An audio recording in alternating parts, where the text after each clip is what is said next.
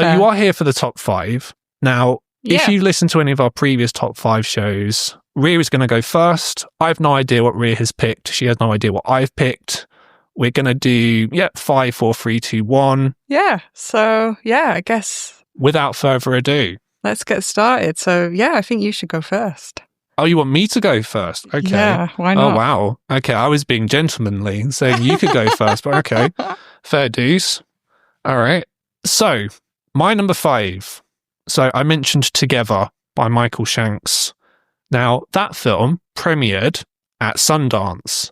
And I mentioned in episode 43 that there was a upturn in body horror films.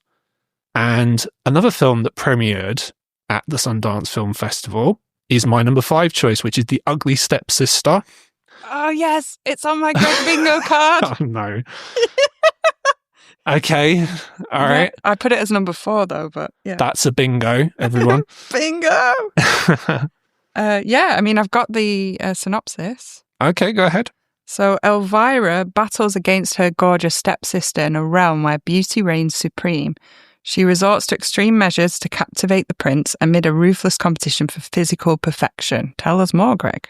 Okay, apparently this is a film that I'm clearly designed to like. Apparently.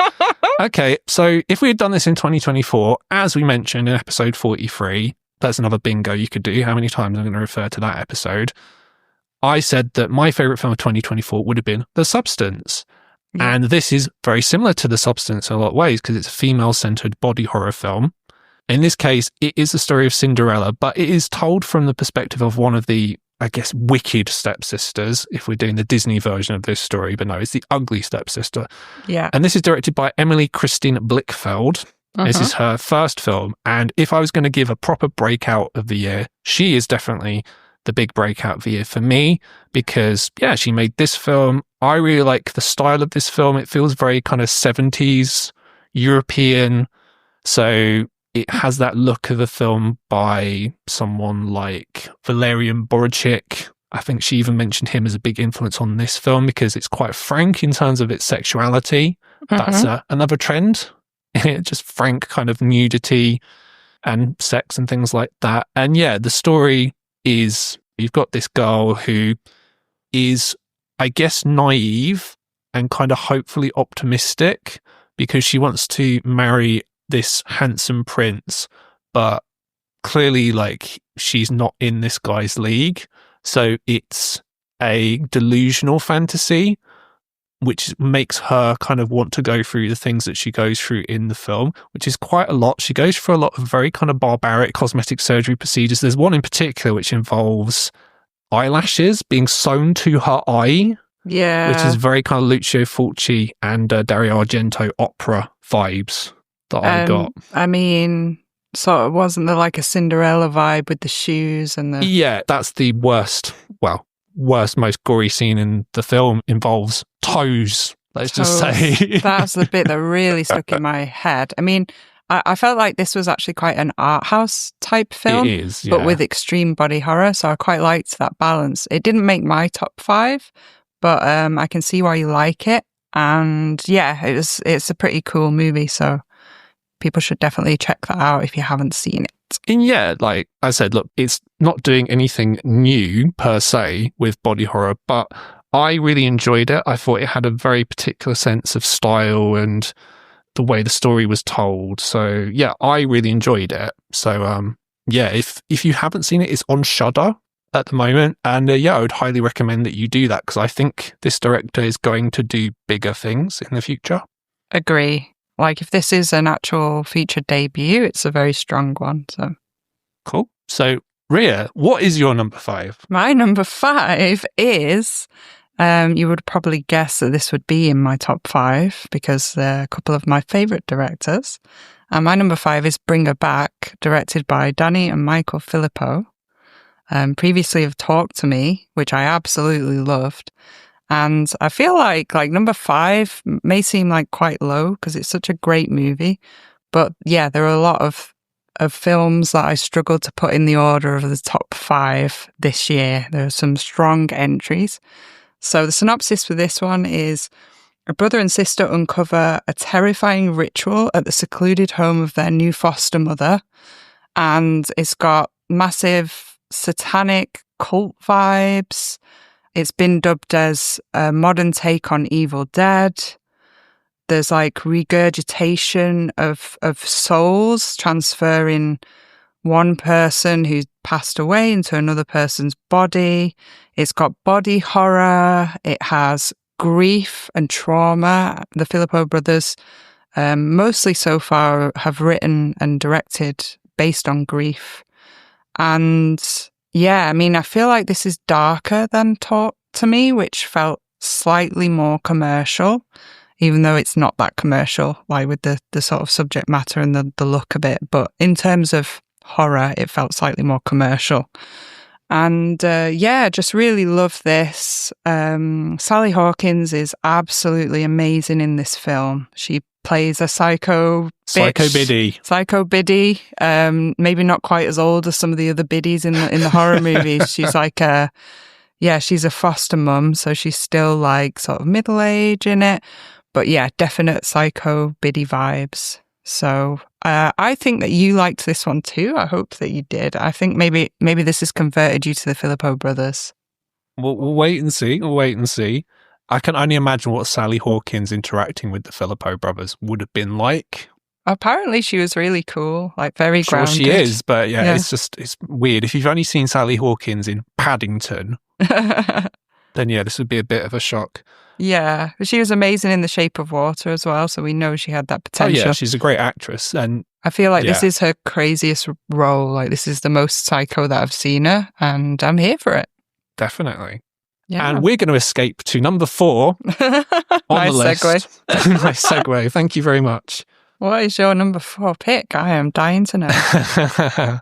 Is it on my Greg list? Wow. Believe it or not, my number 4 is Bring Her Back. It's on my Greg list. Oh, cool. Greg bingo card. She didn't tell me she was going to do this, guys. Gotta save some surprises for the pod. So Rhea has basically covered a lot of kind of what I would say about Bring Her Back. I really liked this film. I think it's better than Talk to Me. Personally, I think it's more mature than Talk to Me. And Sally Hawkins is so good in this film. She's incredible. Amazing. She's incredible. Her performance has to carry this film because she kind of has to go from sort of a bit quirky and a bit eccentric. I mean, you know there's going to be something wrong with her because it's a horror film, right? Yeah. But she kind of has to go from that to like totally like... deranged, exactly. And this is ultimately a very sad film. Yeah. Because Sally Hawkins' character, her daughter has died and she's just not recovered from it at all. And she's doing all these really kind of unspeakably evil things, particularly to this kid, Oliver. Yeah. Who is the hidden sort of surprise of this film because... he's incredible in this. And what an actor. When I first saw this, so I try to avoid spoilers as best I can. There are, let's just say, 2 scenes in this film where I was just like, oh, fuck. Yeah, I had to look away myself. Yeah. It's very uncomfortable to watch. Yeah, if you've seen the film, you'll know what those are. I'm not going to spoil what they are for other people who may have not seen them, but yeah. I watched this in the cinema and there were a couple of walkouts at that point. Oh, wow. Yeah, which is always That's always a good spicy. Sign. Yeah, it's a sign it's a bit spicy, which we like. We like spicy here. Exactly. So... yeah, I loved this film. I thought this was great. I mean, a lot of people prefer Talk to Me, which is fair enough. This is not going to be everyone's cup of tea because, as I mentioned, that this type of film is on its way out. I think this is a film that's only going to really be appreciated in a few years. Yeah, I think so. But yeah, like I say, look, there isn't really much more I can say because Rhea kind of covered it. But I really like this film a lot. I have seen it twice. I would happily watch it again. No, not right now. Give it a few years. But yeah, I highly recommend this film a lot. I'm glad that you like it. That's awesome. So I'll give you my number 4, which I've rewatched recently and it reduces me to tears every time. Oh no. And it is The Long Walk, directed by Francis Lawrence. And I just think this is a phenomenal film and another entry from Stephen King's original work converted into film because he's just, boshing those out all over the place this year. Oh, yeah, he had a great year. Yeah, and the synopsis for The Long Walk is a group of teenage boys compete in an annual contest known as The Long Walk, in which they must maintain a certain walking speed or get shot. So essentially, there's no finish line. They're walking to their death. There's one winner, and it is a brutal film. And it actually sort of feels like a drama when you start watching it, but the horror elements of it, of the deaths, are, quite extreme. It's difficult to watch, but also the characters, the boys that are walking in this, they become friends, there's conflict between them, and there are some really nice characters and relationships in this, and it absolutely reduces me to tears every time. I get really into it. Thought the characters were wonderful. There are a couple of characters who appear in every Stephen King adaptation, though. There's a guy who's a bit crazy. Yeah. And there's always the guy who's like a bit racist. Yeah, a bit racist. There's always kind of the underdog that you think it might be the favourite, but you're not sure if he actually has what it takes to win. Yeah, and there's a guy who's a bit childlike. So there's a guy who's a bit weaker than the others who needs to be like helped along. That seems to happen a lot.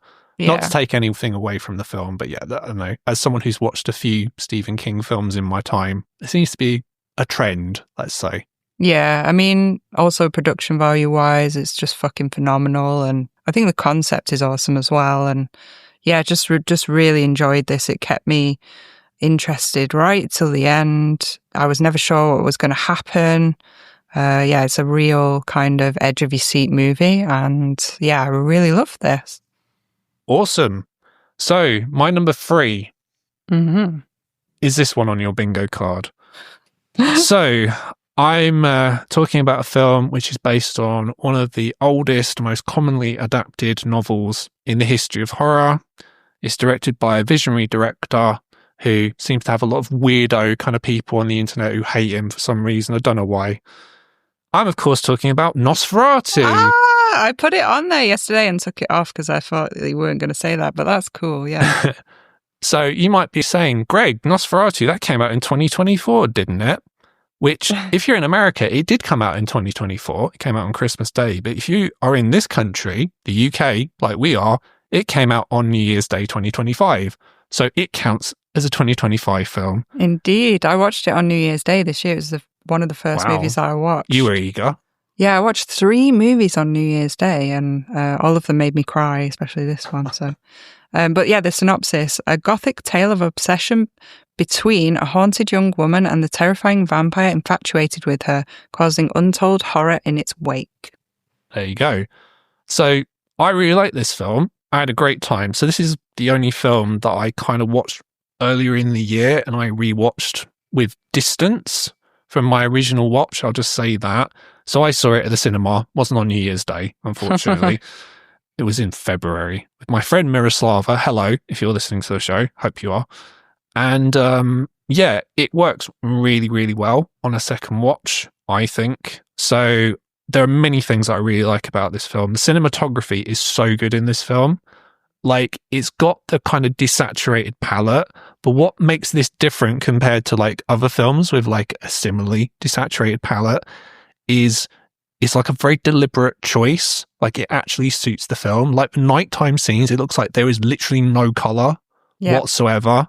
It's just so good. Love it. The whole film is like really tense. It's got this tension around it, particularly like in the first half where you don't know what Count Orlok looks like because it was hidden very well in the marketing. And he's very scary when he's revealed, actually. I was impressed. Yeah, there are bits of this film that are actually proper scary. Yeah. I mean, they made it different as well, where it's not a traditional going for the neck vampire. He like feasts through the chest into the heart, which I just thought was brutal. I was very impressed with that. Yeah, and what this has, which is very different from a lot of adaptations of Dracula, is it's got a weird kind of but cool like mix of different types of films. So yeah, obviously it's a gothic horror film, but it's got folk horror bits. Like when Nicholas Hoult is in Romania, that's very folk horror. There's possession, where Lily Rose Depp feels like she's literally possessed. Yeah. Almost needs to be exorcised. There's psychological horror elements in there. There's supernatural horror elements in there. And it all works really well. And look, I'm going to compare this to Frankenstein. That's kind of what I did in the intro to this. I tried to kind of throw you off a little bit to say, I wasn't I'm sure. going to talk about Frankenstein. No, the problem I had with Frankenstein is it just feels very kind of like childish to me in a way, because it's very overly lit and it's just not scary to me in the slightest. It does feel very artificial and like it's been made for kids. Interesting. Whereas Maybe just this, overproduced. it feels very kind of like lived in. It feels like an actual world, like everything from like the production to like the costumes and even like just the locations. It just feels very lived in. It feels very authentic. Yeah, I mean, Robert Eggers' like cinematography is just always outstanding, just stunning. So yeah, it's a beautifully put together film. So yeah, I can see how that's appealing. Yeah, and like the acting is great in it. I mean, the MVP of the film to me is Nicholas Hoult. I think he does great. Yeah. I mean, Lily Rose Depp is obviously great too, and Bill Skarsgård is good. Yeah. Slightly unsure about his performance, I'll be honest, but I mean, I love him as an actor, so I think it's pretty phenomenal, but maybe not as good as his other movies. yeah. I mean, I think people are more likely to remember him as Pennywise than this character. I think that's a bit more iconic. Not to say he does bad work, he does very good work, and he's obviously very committed. Yeah. And yeah, look, I'm a big whore for Robert Eggers. I love Robert Eggers generally. So yeah. So look, I love this film. I had a great time.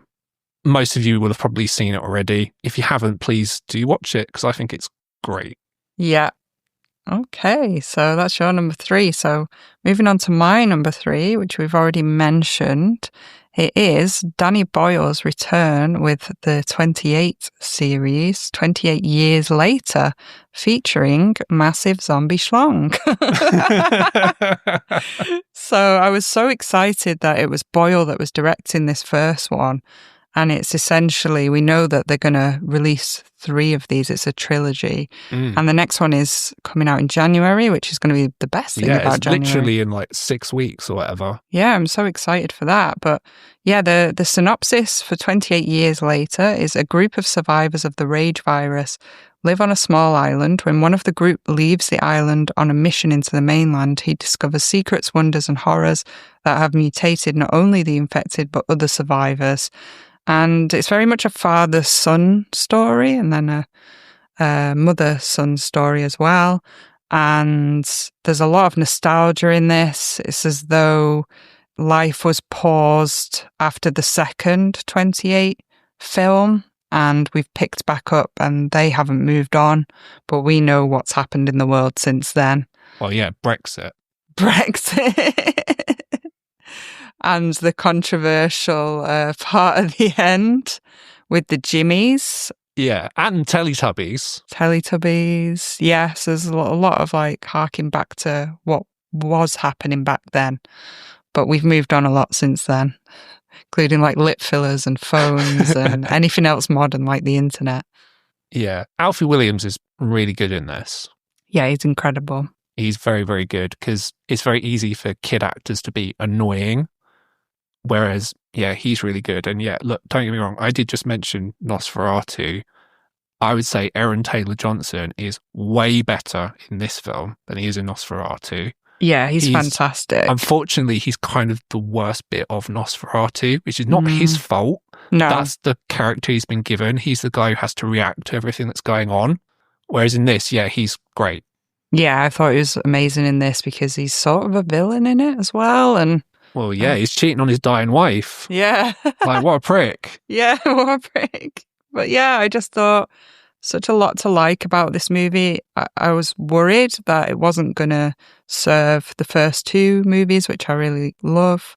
The third one, not so much. But it feels like they've gone back to the values that they had now that Danny Boyle has got, the rights back to that and did what he wanted to do with it, which I think has been on the cards for a while. They've been thinking about it for a number of years and it feels like a good time to return to it. So I'm looking forward to the second part of this as well. Yeah, and Alex Garland as well, because the screenplay is really good in this, I think. Oh, incredible, yeah. They made some really weird choices with it and yeah, I enjoyed that. I think it's great that they can take risks like that and it paid off. Definitely. That's one I enjoyed as well. And speaking of overlapping ideas, let's move on to my number 2 choice. Oh, I'm excited. Right. So you may be surprised to find that my number 2 is Sinners. Woo! By Ryan Coogler. Did you have that on your bingo card? Yeah, I had it as number 2. There you go. I'm so predictable, guys. Nice. Okay. I've got the synopsis for that here. So, trying to leave their troubled lives behind, twin brothers return to their hometown to start again, only to discover that an even greater evil is waiting to welcome them back. Tell us more, Greg. Wow, and that evil being vampires. Yeah. So I was just saying how, like, okay, yes, From Dusk Till Dawn kind of got there sort of first, although I think comparisons to that film are a bit lazy because they're slightly different films. To me, the film this really reminded me of actually is Oh Brother, Where Art Thou? Like the Coen brothers, because one of the big things about this film is music. Yeah. There's a lot of music because it's about the blues. And it's about Irish folk music. And there's a lot of music in the film. There's the amazing centerpiece in the middle where it just shows like the development of music over time in like this 3-minute sequence. It's just awesome. It's so good. It's amazing. I love this film. I think this film is really great. It's the type of film you kind of want to see made by a big studio and have a lot of money thrown behind it because it's a director with an idea that he clearly feels very passionate about. It's very unique as well. Oh, yeah, definitely. Like Western horror with vampires, like so unique, and blues.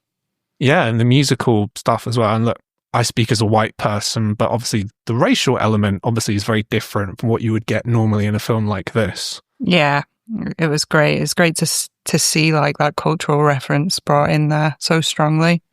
Yeah, I love the way the film is written. So the vampires don't appear until 40 minutes into the film, but what you get before that is all this character development where you learn about Smoke and Stack and kind of where they've been and all the people in this town who they're trying to get to come to their juke joint, and you meet all the townspeople and you get to find out about these characters, and they feel very kind of realistic's not the right word, but they feel very kind of lived in. They're not shallow characters.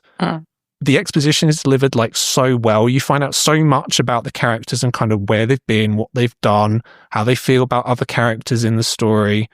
And yeah, I just had a great time with this film. This film is so good. It's so fun. Yeah. And even like, yeah, when the vampires appear and it becomes a very different film. And that in itself is a very wild swing, by the way, because you could have told this story with the KKK instead of vampires. Yeah. And maybe that would have worked better. I don't know. The vampires, like, not to take anything away from Jack O'Connell, who's appeared in 2 films that we've mentioned already, in very different roles, by the way, because he is very good. And yeah, I just had a really great time with this. Yeah, I mean, it's an outstanding, like, stunning film. And I think when they did that twist with the vampires, it really reminded me of, like, say, like Bone Tomahawk, where you've got that kind of Western sort of build up and you're not really sure what's going to happen. It's very, very surprising. And I thought it was very clever the way that they did the twins, and Michael B. Jordan was very impressive. I was pleasantly surprised by how he delivered the roles. I thought it was awesome. Yeah, because he has a very difficult job because he's got to play 2 characters with slightly different personalities. They're not 180 degrees different from each other. They're similar, but they have certain differences. And yeah, he does great. He comes across as a big star in this. Yeah. I guess my favourite thing about the film, though, is just the way the film looks, just the way it's shot, like with the scenery. Yeah. It's just amazing. The cinematography in this film is so good. Yeah, it's just a high quality movie. I watched this in IMAX and it was worth doing. Yeah. I wish I'd done that. It was great. Yeah. Yeah. So yeah, if you haven't seen it in IMAX, please do. It's definitely worth it. And yeah, so that's my number 2 film of the year is Sinners. Oh, well, that leads nicely onto my number 2 choice, which I think you were expecting me to make, and this is probably not in your top 5, but it is Osgood Perkins the Monkey. So running on the theme of twins played by the same actor, that's what's involved in this as well. So the synopsis is, when twin brothers Bill and Hal find their father's old monkey toy in the attic, a series of gruesome deaths start. The siblings decide to throw the toy away and move on with their lives, growing apart over the years. And yeah, I know a lot of people think that this may be a bit more of a generic mainstream release. So they watch once and they didn't love it, but I just loved all the themes in this. And it's got that kind of Final Destination feel of like the ever-present looming death, but surrounding this object. And it's based on a Stephen King. It was a short story, wasn't it? I think so. Yeah, it's a short story. Don't quote me on that. It's a short story, but the sibling rivalry in it, I thought was really strong. The deaths are kind of fun, like fast-paced. Like Final Destination, yeah. Yeah, and there's a lot to like about this. I really like Osgood Perkins' work. The music in this was awesome. There's like a mother-son's story, and then they become estranged, and there's a lot of family ties in it. And you're always waiting for who's kind of next on the hit list from this monkey toy, which is very creepy. So I really like this film, and I feel like it has rewatchability because when you watch it again, you see more cues and more callbacks and more things that might predict what's going to happen. You've definitely rewatched it multiple times. I've watched it 3 times. I've watched it 3 times this year, which I probably could have done more, but I like the kind of foreshadowing of death and, people considering their mortality and then making light of that and the dark humour. I think the dark humour in this movie is really like a big pull for me.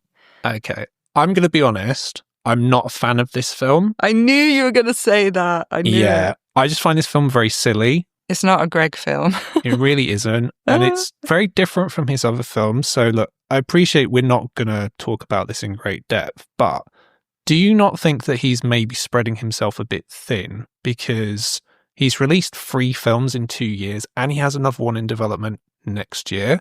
Yeah, I think he's been crazy prolific, and fair play to him for like jumping on those opportunities and getting them made, because sometimes if you wait, people will forget about you as a director. Oh, well, I don't think people are going to forget it as they just keep releasing 2 movies a year, like Woody Allen or whatever. Yeah, I think it's really hard to get stuff made. And if he's just gone for it and worked flat out, then like kudos to him. But yeah, it seems a little excessive to me, but I like all the stuff that he's brought out. So it's all good. I still need to see Keeper. Yeah. I'm not anti Osgood Perkins. I really, really like The Black Coat's Daughter. I think that movie's awesome. You like the old school stuff. I quite like his new material, so yeah. Which brings us to the highlight of the show, which is the number 1 choice.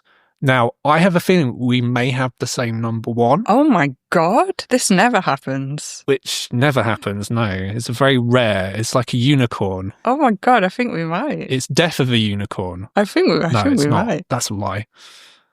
So, my number 1 is Weapons. Oh my God.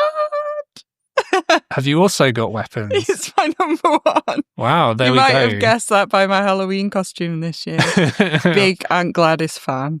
Yes. I refer you to our Instagram if you haven't seen my costume, which had a lot of love that went into it. It did. It was really awesome. I had it in my Greg's Bingo card top 5, so that's good, but I didn't put it as number 1. I didn't think that you would have it as your number 1. Oh, there you go. So you don't actually know me. You know me a little bit. I got 4 out of 5. Oh, fuck's sake. So not bad. I'm so but they were in the wrong order. Oh, well, there you go. But yeah, the synopsis is when all but one child from the same class mysteriously vanish on the same night at exactly the same time, a community is left questioning who or what is behind their disappearance. And this is a Zach Cregger movie, and I loved his prior movie, which was Barbarian. Absolutely loved it. So I was very excited to see this.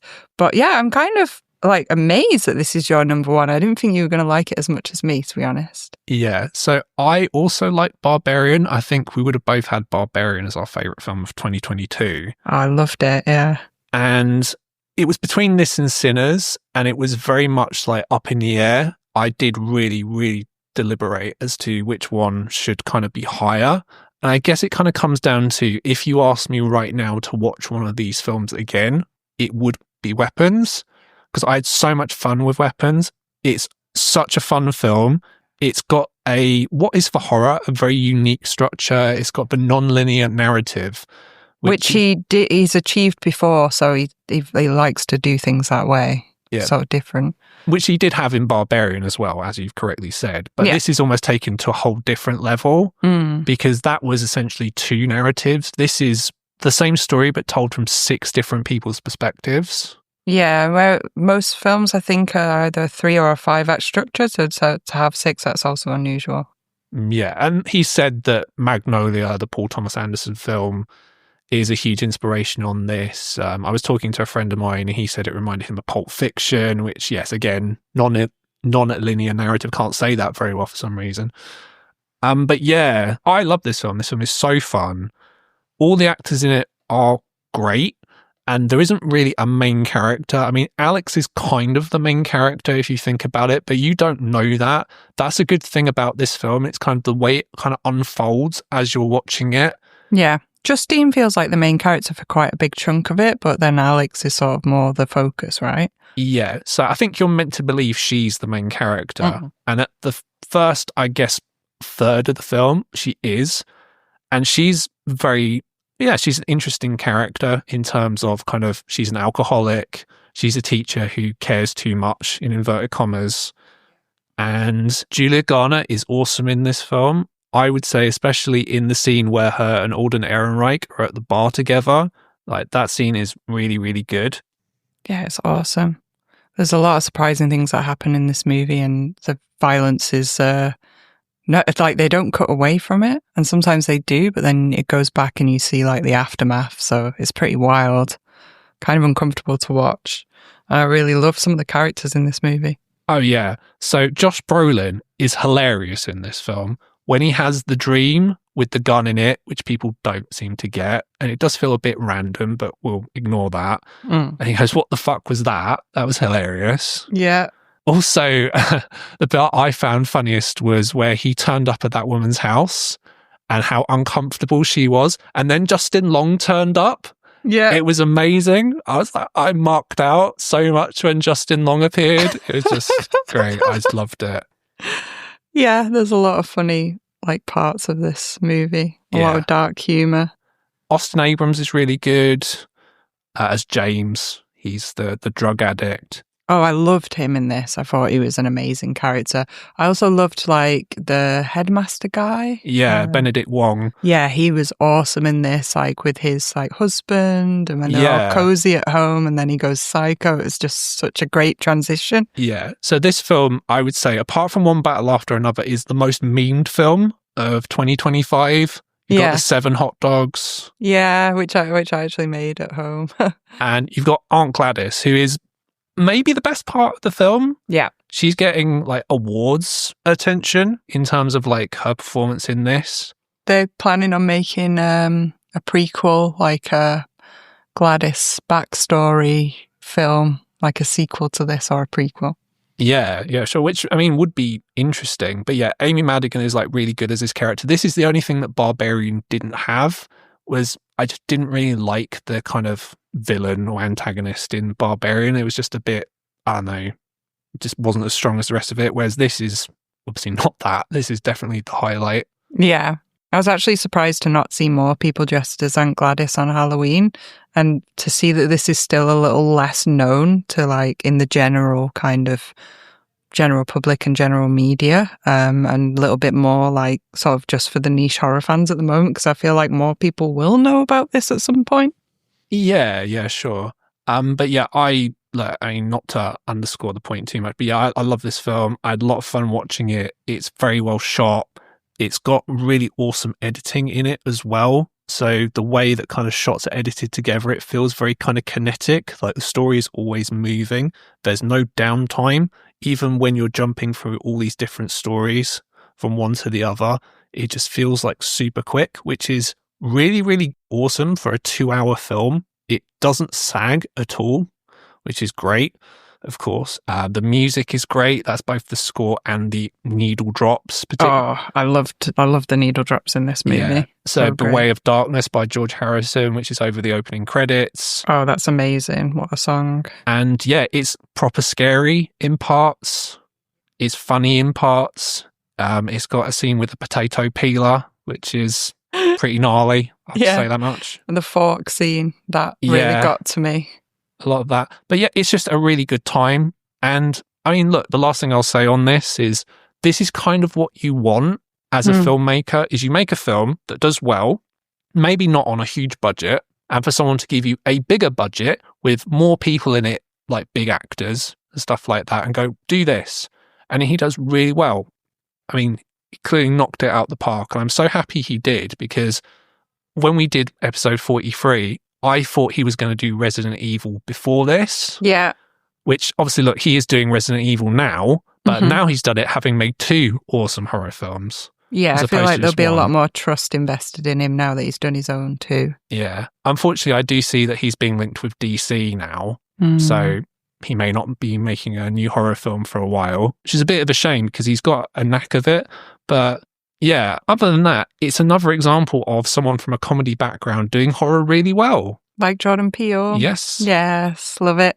So are we going to do honourable mentions? How many are you feeling like doing? Well, I only really have one honourable mention, which was 28 Years Later. Oh, awesome. So that was my number 6. Oh, okay. Pretty much. Like, I did like that film. I love Ralph Fiennes in it. I love the Bone Temple. Oh, yeah. Like, all that stuff in the last third of the film is just awesome. So emotional as well. Like, it was basically like a cigarette paper between that and The Ugly Stepsister. So, oh, amazing. Yeah. Well, my number 6 was Final Destination Bloodlines, directed by Zach Lipovsky and Adam Stein. Yeah, I mean, Final Destination movies, you know, they have a criteria and it serves that criteria. But there was a lot to like in this. I liked the start of it with the 50s timeline, then jumping forward and having the family ties going through this in a hereditary style, where we inherit what our parents might have had in terms of the bad elements of life. And Tony Todd is in this before he passed away. I mean, you can tell he's kind of not well in this movie, which makes me sad. Quite gaunt, unfortunately. Yeah, it's very sad, but what an actor, and it's just so nice to have him be in this in his final role, and he says some very profound things about death and life, which obviously serve the theme and the plot very well, but very relevant to him. So it was so nice to see Tony Todd in this, and yeah, overall, like a lot of suspense and the usual fun and games that Final Destination delivers. And I think they did really well with this movie. There's a lot of interesting deaths in here. So that's my honourable mention and number 6 movie. I like Eric. Yeah, he was really cool. He's the best thing in the film. He was my favourite character, and I really loved the tattoo parlour, piercing parlour scene. I thought it was such a great idea. And the hospital stuff. Oh, yeah, definitely. Yeah, MRIs, you've got to be so careful with those. I've been in an MRI and they ask you all kinds of questions. So, yeah, if you've got piercings, don't get an MRI. I'll just say that much.